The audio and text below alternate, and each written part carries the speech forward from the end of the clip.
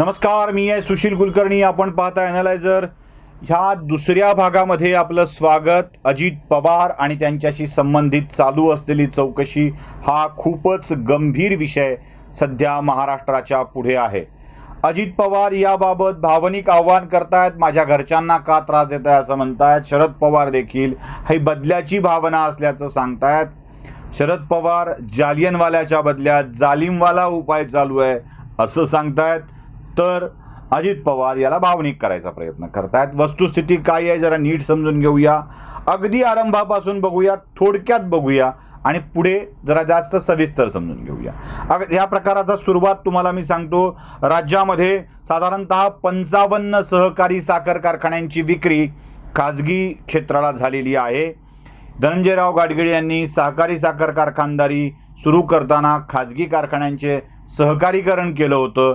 आता सहकारी साखर कारखान्यांचं खाजगीकरण चालू करण्याची प्रक्रिया सुरू आहे. 55 सहकारी साखर कारखान्यांची विक्री कवडी मोल भावानं झाल्याचा आरोप होतो आहे.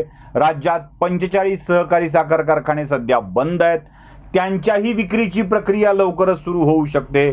याचा अर्थ आहे 100 सहकारी साखर कारखाने कोणीतरी गिळंकृत करणार आहे. कोण असणार आहे हे? एकतर उद्योगपती असणार आहेत किंवा राजकारण्यांच्या ताटाखालची मांजर असलेली धंदेवाली मंडळी असणार आहे. कोण ही साखर कारखाने विकत घेतलीत हे मी वेगळ्यानं सांगण्याची गरज नाही आहे. साखर कारखानदारी जगली पाहिजेच्या नावाखाली सहकार मारून, शेतकरी मारून साखर कारखानदारी खाजगी क्षेत्राची करण्याची प्रक्रिया आजतागायत चालू आहे.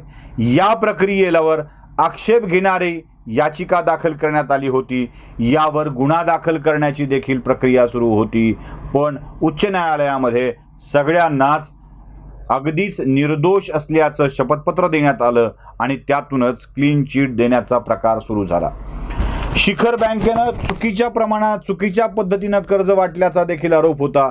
त्यामुळे शिखर बँकेचे 75 संचालक, आयुक्त, मुख्यमंत्री, अर्थमंत्री, बँकेचे अधिकारी या सगळ्यांवरती ठपका ठेवला होता. पण आपल्याकडं राजकारण्यांचं कधीच काहीच वाकडं होत नाही. त्यामुळे या सगळ्यातून त्यांना क्लीन चिट मिळाली. यात सगळ्याच पक्षाचे नेते होते. राष्ट्रवादीचे होते, काँग्रेसचे होते, भाजपचेही होते, भाजपात आलेले होते, भाजपातून गेलेले होते. सगळ्यांनाच क्लीन चिट मिळाली. पण जे लढतायत त्यांनी हार मानली नाही. त्यांनी आपला लढा चालू ठेवला. या प्रकरणामध्ये राजू शेट्टी, मेधा पाटकर, माणिकराव जाधव सातत्याने लढा देत राहिले. पारनेरमधून काही मंडळी पारनेरच्या कारखान्याच्या विक्रीसाठीचा विरोध करत राहिली, ईडीच्या चौकशीची मागणी करत राहिली. याआधी 2009 साली या सगळ्या प्रकरणाची, शिखर बँकेच्या अपहाराची चौकशी सुरू झालेली होती.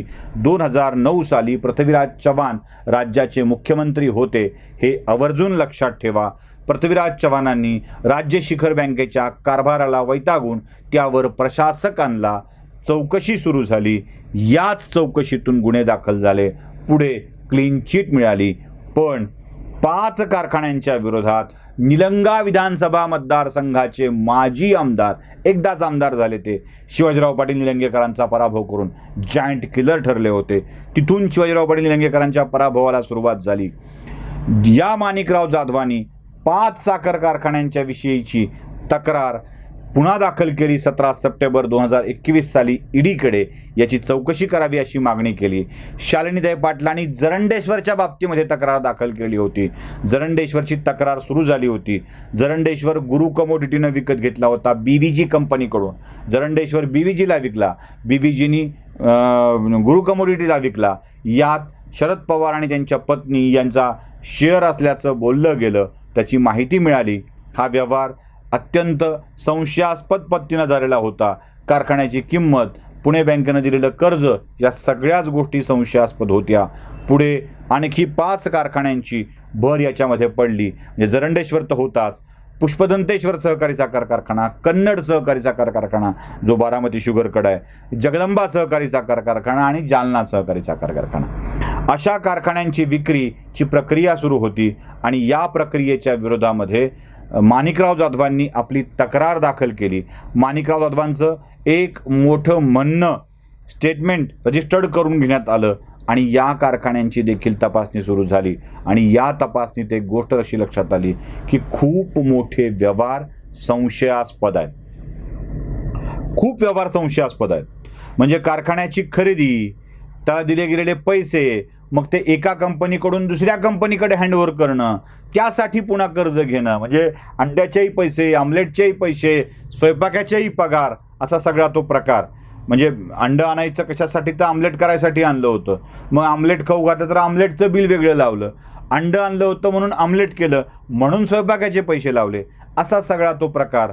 एका कंपनीनं स्वस्तात कारखाना विकत घ्यायचा, तो दुसऱ्या कंपनीला द्यायचा, याने कर्ज काढायची, त्याने कर्ज काढायची, याने त्याला कर्ज द्यायचं, असा सगळा तो कर्जाचा प्रकार, बुडवाबुडवीचा प्रकार, फसवाफसवीचा प्रकार चालूच राहिला आणि यातच मोठ्या प्रमाणावर आर्थिक घोळ झाले.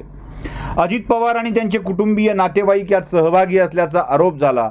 चौकशी चालू आहे आणि या चौकशीत जिथे कुठे तपासणी करावी वाटते तिथे केंद्रीय तपास यंत्रणा तपासणी करतायत. मागच्या वेळेला क्लीन चिट मिळाली होती, यावेळेलाही कदाचित ती मिळेल असा विश्वास लोकांच्या मनामध्ये आहे. आणि अजित पवार आधीच म्हणतायत की लोकांनी जाब विचारला पाहिजे. लोकांनी का जाब विचारावा हा प्रश्न आमच्याही मनामध्ये आहे.